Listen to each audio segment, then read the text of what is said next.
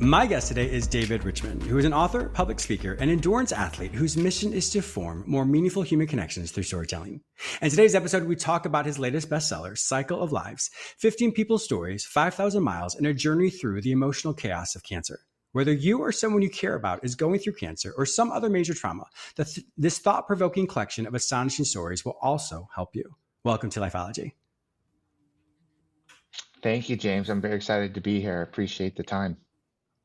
Oh, it is absolutely my pleasure. When I received your information, of course, my heart went out to you because I read your backstory about your sister, June, and we'll talk about her in a second, who had brain cancer. How is it for you to write something like this and to experience something that is so transformative, but it has so many emotions that are attached to it? It was one heck of a process and very emotional one as well, because I feel like once you start facing that fact that, I mean, you talk about it a lot, that we are all connected by emotion. I think we're connected by story as well, but really those are the only two things, story and emotion. And once you start opening up to the reality of that and really go deep into an exploration process with people about their emotions, it's a wild ride. So it was very, very rewarding, very tough, but very rewarding and inspiring to go on these journeys with people. I bet. And I can't wait to learn more about it in just a second. But I wanted to ask you, can you tell us about June, your sister? Oh, that's nice. Yeah. So my sister June and I were pretty close. We grew up in a wacky environment. My parents had almost 40 years of age difference between them. So June and I relied on each other. Yeah, that's crazy. June and I relied on each other. We had, a mom that was too young, didn't really want kids, dad that was too old, really couldn't handle kids. So her and I were pretty close. She grew up, she had a wonderful life. She had a husband, two young kids, a great job, great friends and family, and was just living her best life. And then, all of a sudden she gets a call saying, yeah, those headaches aren't headaches. They're a tumor and it needs to come out right away. So that's what happened to her. And she battled for about 3-4 years, but eventually, the cancer was just too much and it took her. I'm so sorry to hear that. She sounds like an amazing woman now. She was, and one of the things that I admired about her was she settled into being happy long before I did. We both had kind of, rough childhood in that regard. And, there were other things, but one of the things I admired about her was her ability to just put that to the side and just live an intentional life on fulfillment and happiness and giving to others. And I really admired that about her. So when we talked about her regrets, the regrets weren't like focused on her. Her regrets about not living long was like, I'm not going to see my friends grow old. I'm not going to see my kids get married. I'm not going to enjoy my 50th wedding anniversary with my husband. I mean, these things were the things that were bumming her out, and it really touched me because she is a really sweet person. Wow. And that's just a beautiful thing. And of course, I'm sure so many people miss her as well. With this book that you wrote, how did you go about this? Because I know you're an endurance athlete, and we'll talk about that in a second because that's part of this book. Because you interviewed 15 people. How did you even find these 15 people who had cancer or were related in the cancer world? Yeah. So what I wanted to do, James, was I wanted to try to help people understand what people are going through or what they have gone through and how traumas affect their ability to navigate or not navigate the emotions of the cancer experience. And I mean from doctors, patients, nurses, loved ones, people going through cancer, people that were decades beyond the cancer, oncologists that dealt with cancer every day for 40 years, the full spectrum.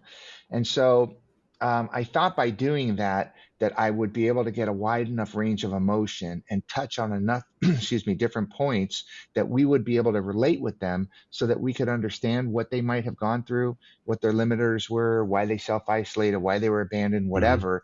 And then we could apply that to our lives so that when we have people going through trauma or when we're going through something difficult, we might better be able to have more, deep, intentional, heart-centered connections with the people around us. Well, you just don't know 15 crazy people like that. So James, I Yeah, of called, course. Yeah. right? I cold called hospitals. I cold called cancer centers Mm. on the other side of the state from where you're at. There's the Moffitt Cancer Center in Tampa. I called them up and I got a hold of marketing and I said, "Hey, I'm writing this book. Do you know anybody that's got a great story?" So I asked friends and family. I asked workers, coworkers, past Mhm. acquaintances. Anytime I heard anybody that had a crazy story, I was like, "Hey, would they want to talk to me?" I only knew one person out of the 15, so the rest I went on a search and destroy mission Wow. because I wanted to make sure that I hit as many perspective as possible, and Mhm. I felt that people that didn't know me would talk to me a little bit easier than people that knew me. Their guard would be down, and it Sure. ended up being the case. Wow. So that's great that all the people with whom that you interviewed, it's all different aspects of it. So people who actually experienced it, sounds like family members, it sounds like, healthcare professionals, et cetera, people who are all within the net of cancer.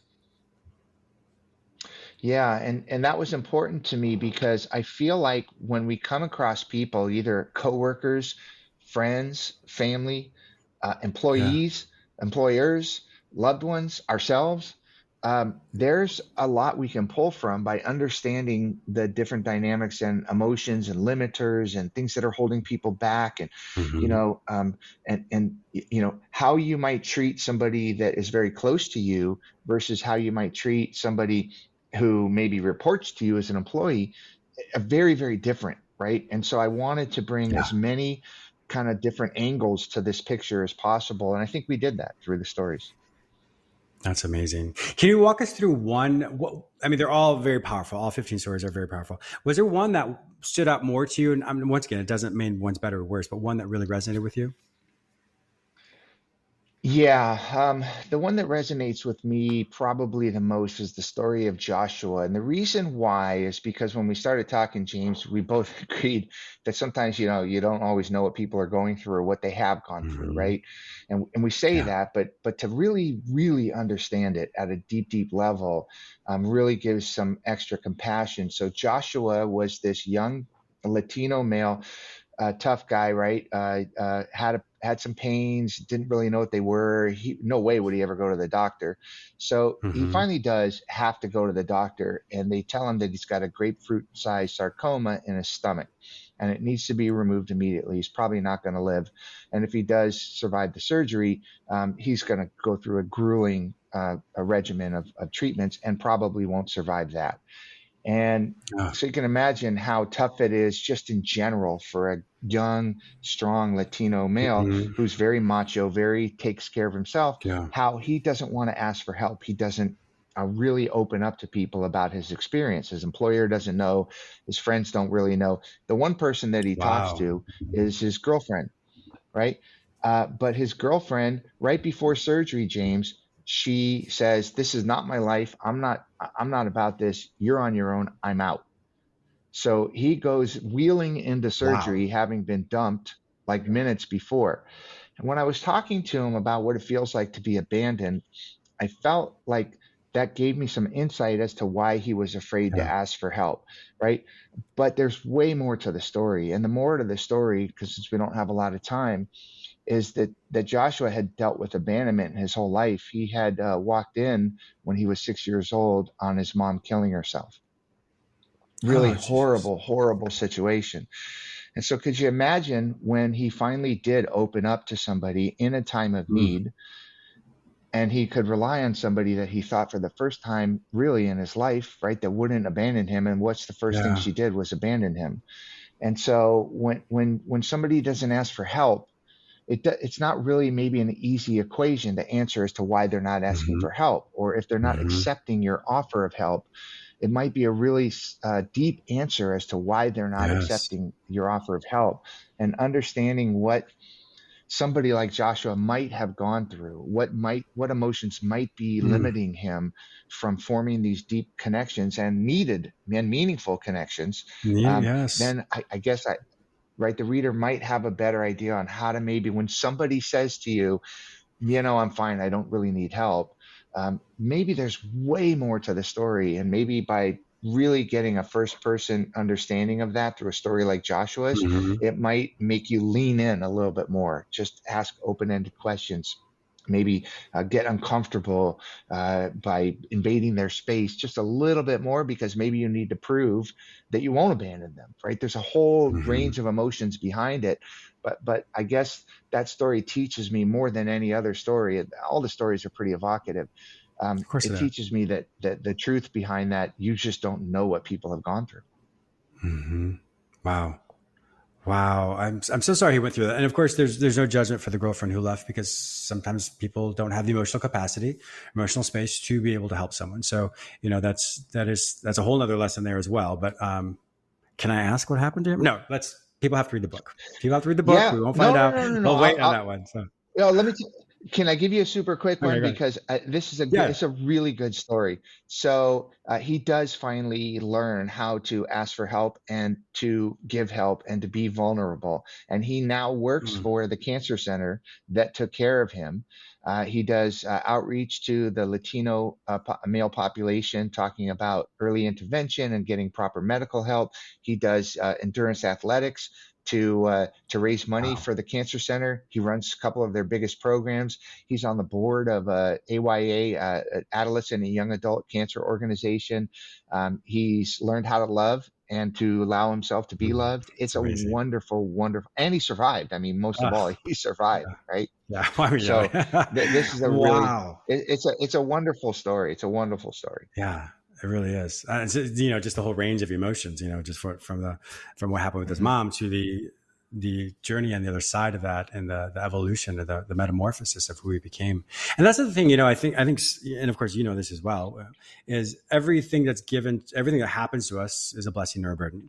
Now, it can often feel like a burden, but when you kind of reframe it to say, well, what can I do with this? What am I learning about myself right now? I think when you ask that question, it really causes you to slow down and say, well, what really am I learning?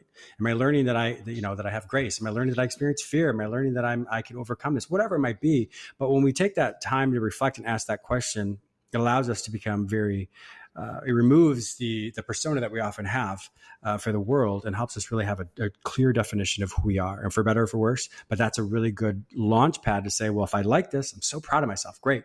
But if there's things I don't like, well, then let me change it, because change is simply a thought away. Yeah, that's really wonderful thoughts. And I would take it a step further and say that if you do what you just suggested, it might be the first time you've ever done that on an intentional Mm-hmm. basis. And once you start For doing sure. it on an intentional basis, you don't have to do it so much in retrospect. You could do it kind of closer to the moment. And Yeah. that's something that I've learned over time. It probably started with forgiving myself for making a lot of bad decisions, or for not doing the Mm-hmm. right thing, or for not being my best self, or looking at things in the best light always. And when I started doing that, what you suggested, on an intentional basis, then Mm-hmm. it kind of seemed like I was able to do it closer to the present time. And so I feel more Yeah. grounded and more able to like forgive myself if I'm not doing something perfect, or really quickly change something to try to do it Yeah. better, or to try to get more meaning out of it, or whatever. And yeah, so it's a really wonderful thought and a great process if people can do it. Certainly. Well, thank you for sharing that as well. I always like to tell people as well is, if you look at your life right now, if there's certain attributes of your life that you really like of a character, if you think about it though, that every event we experience has brought us to where we are today. So every event is like a jigsaw puzzle piece. This jigsaw puzzle piece, or this life situation, connected with this one, and this one connected with this one. So yes, for better or worse, some of the choices we made, the things we did, we put ourselves through, or things that the world put us through, those events links together. So if you like parts of yourself, not you, but the listeners and viewers, if you like yourself, parts of yourself you really like, you couldn't have had that unless you went through each of those things, unless you made some of those poor choices, unless you made some of the great choices. All that links together to create the jigsaw puzzle of our life. And we are the embodiment of what that picture is from that jigsaw puzzle. I love that analogy, because in my book, I talk about my own jigsaw puzzle, and how sometimes, you get this 5,000 piece puzzle from the Yeah. store, and you come home and you spend, weeks and weeks and weeks putting a 5,000 piece puzzle together, and all of a sudden you realize the box was missing a few pieces. What are you going to So do, right? Sometimes, all right, my puzzle's missing yeah, a few pieces. It doesn't make sense, but you know what? I still know what it looks like, and it was yeah, 5,000 pieces, and I put a lot of time into yeah. it. So before I'd be like all Exactly. pissed off because I'm missing the puzzle pieces. Now I go, ah, whatever. Yeah. You know what? Life's not perfect. Yeah. Yeah, exactly. That's a great way to look at it as well. I love how you've merged together your endurance sports with your book. Help us understand how. Well, tell us how you link that together. I mean, I obviously I know, but how did you link those two things together? Well, you talked just a minute ago about change, right? And who Hmm. you are. And I went through a crazy change. So at the same time that my sister, around the same time period that my sister got that diagnosis, I was going through some major changes. I had young kids. I was in a horrible relationship. I needed to get us and my twins out to safety. And I was overweight. I was a smoker. I was not athletic. I mean, I was sedentary, Really? the opposite Wow. of athletic. Oh Yeah. yeah. And I was realizing, James, that if I stood in front of the mirror and said, "Who do you want to be, and who are you, and what are you all about?" I didn't Hmm. have any answers. And I said, "Man, Mm. I got to start to do some work on me." So I put down the cigarettes. I started running, and then a couple of weeks later, I did a 5K. And by the end of that first year, I'd done an Ironman, and I just kept wanting to push Wow. myself. So since then, in the last 20 years, I've done 18 Ironmans. I've done 100-mile runs. I've done 5,000-mile bike rides. I've done Holy cow. countless 50-mile runs and just ridiculous amounts of endurance athletics. And with the story, very early on, we mentioned that we believe that people are connected by emotions, and I added that Hmm. they're connected by stories. So, Hmm. what better way to connect these stories than to get on my bike and be kind of the line that connects the thread that connects the stories, do you know? And so, um, after I had interviewed everybody for a couple of years, I wanted to meet them because I was interviewing them over the phone. I hadn't even met most of the people.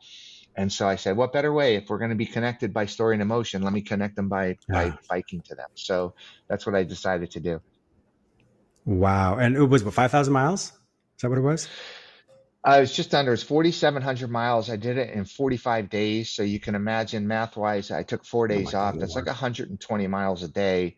Basically, if anybody knows about the Tour de France, it's two Tour de France's back to Mhm. back with less days of resting, more climbing, and longer miles. Wow, well, that's incredibly impressive. So you could read the book and experience that as well. How was it when you met each of the Yeah. people though? Because you knew them from an emotion, you knew them their stories, Mhm. you knew their voice, but to meet them, how was that for you? I can't imagine the power of the visual aspect of that. Yeah, it was. I mean, imagine if you had a pen pal when you were a kid, or you had some online relationship and you never knew what the other person looked like, or you never Hmm. met them in person, but you knew everything about them, right? It's so scary when you go to meet them. Now, that's only secondarily scary to sending them their story and asking them, was I accurate when I wrote this thing? Yeah. But meeting them was really, it was super rewarding, and it's just strange because I was strangers, like I said, with almost everybody in the book before I did Hmm. it. And then when I met them, it's like we knew so much about each other that it was really emotional and Oh my really gosh. fulfilling and rewarding. It was really something. It was like a transformative event for each of them, or most of them, and for me Yeah. as well. And they transformed with our relationship. One time I got 15 of those, so it was pretty overwhelming. That's amazing. Do you have photos of that as well? I have photos of a lot of the people that I met. I did a solo ride, so even though I had support, kind of I Oh, was on my own most of the time, like as I'm meeting oh people. goodness, But wow. yeah, I got some pictures and some videos, and yeah, there's a few Kleenex that are needed. I bet. I just hear the story. I'm getting all emotional about it as well. Oh my gosh, that is amazing. Wow. With one of the things I really appreciate about this book as well is I know all the proceeds of the book are going towards the specific charity that each one of the 15 people chose that would resonate with them. Is that? Can you tell me more about Mhm. that?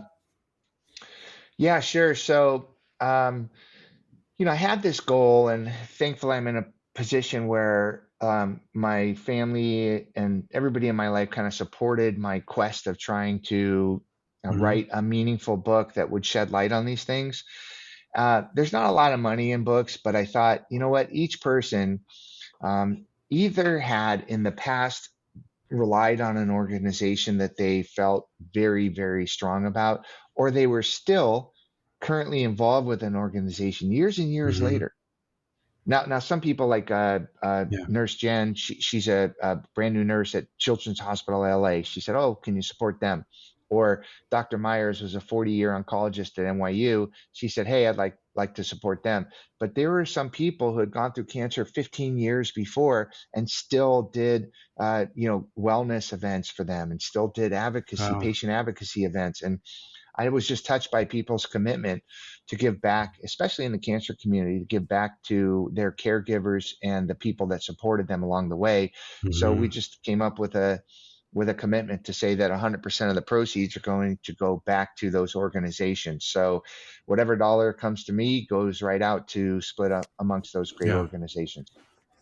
And yeah, and that's wonderful. And that's why, I definitely endorse this book, of course. So I definitely want my listeners and viewers to get this book. One more time, it's called Cycle of Lives, 15 People's Stories, 5,000 Miles and a Journey Through the Emotional Chaos of Cancer. So when you purchase that, definitely know that all that money will go towards the charities that each of those individuals have chosen. So what was the biggest takeaway for you through all this? I think the biggest takeaway for me is, look, James, you're lucky. You get to talk to hundreds of people, and sometimes you get pretty meaningful and deep with them in a short order of time, and that's very rewarding, right? And so, little nuggets of wisdom could be dropped here and there, and maybe if you have time, if your listeners have time, you kind of go beyond that nugget of wisdom and you kind of Mm-hmm. make it personal and you get more out of it. What I really got out of this book and what I hope the reader gets out is when somebody drops something that is a mantra or a little nugget of wisdom, there's so much behind it when you understand their story. An example, I know we don't have a lot of time, but I'll be quick about Patricia's example. So, Mm-hmm. Patricia is this woman who I met who had gone through cancer 5 different times over a 35-year Oh my period, gosh. 5 different cancers. Okay. Basically, she was at her oncologist practice longer than her oncologist, right? She literally would walk in and at the end of it, she'd say, just cut out whatever. And the doctor's like, there's nothing left to cut out, Patricia, right? She battled 5 very Oh my serious, gosh. very different cancers her whole adult life. But her story, James, was not really about that. It was about the fact that right before her first diagnosis, she escaped a 4-year, terribly abusive relationship where she was sent to the hospital multiple times. It was horrible, Mm. horrible, right? Like in a movie, horrible. But that's Yeah. not her story. Her story is when she was able to escape that, and before her first diagnosis, she actually met somebody and learned how to trust again, and learned how Mm. to let somebody trust her, and she had somebody by her side. And when I asked her at the end of the story, at the end of talking to her, when I had the full enormity of the crazy emotional life this woman had lived, and I asked her, I said, Patricia, what do you do? Like, how do you go about life, and what's your like? How do you get through it all? And she goes, David, it's really simple. And if I didn't know her story, James, I would have, when she said it's really simple, I would have rolled my eyes and said, okay, and not taken anything from it. But Yeah. what she said to me was, she said, you know what I do every day, David? My whole adult life, every day, the second I got out of that abusive relationship, every day was about putting my feet on the ground and making my bed and going about my day. She said, now, when I had cancer, I would get up, I would put my feet on the ground, I would make my bed, and sometimes I had to fall back right into my bed because I couldn't go any further. But Mm. that's how I get through life is every day I get out of bed, I put my feet on the ground, I make my bed, and I go about my day, however long or short that's going to be. And I thought to myself, man, in relation to everything she's gone through, that I Hmm. can understand, that I can take something Yeah. from. And so each one of the Yes. stories has kind of that like nugget that just makes me feel Hmm. like we can really take some true meaning and some true connectivity through these stories, from the stories. Ah, that's beautiful. As we all have life lessons to learn and life lessons to teach. And that's once again, I'm so glad you are on my show to talk about this book. If my listeners want to find out more information about you and to purchase this book, one more time, A Cycle of Lives, 15 People's Stories, 5,000 Miles and a Journey Through the Emotional Chaos of Cancer, where would they find this book online? They can find it wherever books are sold. Amazon, Barnes and Noble. There's the book. There's the ebook. There's the Audible. Just came out. You're the first person to know that because I just found out yesterday that it's cleared all That's of its amazing. things. Wonderful. It's on Audible now. I have 15 different actors, each one playing one of the people, which is great. Hmm. They can go to my website, cyclesoflives.org. You get a list of all the charities that the money's going to and find out more information. So that would be a good start. Awesome. Thank you so much, David. David Richman, thank you so much for being a wonderful guest on my show today. My listeners also note that if they cannot find this information any other place, simply go to the show notes at jamesmillerlifeology.com and I will link you all with David's information. Thank you so much, David. I really appreciate all of your time. Thank you, James. I appreciate it too. Bye-bye.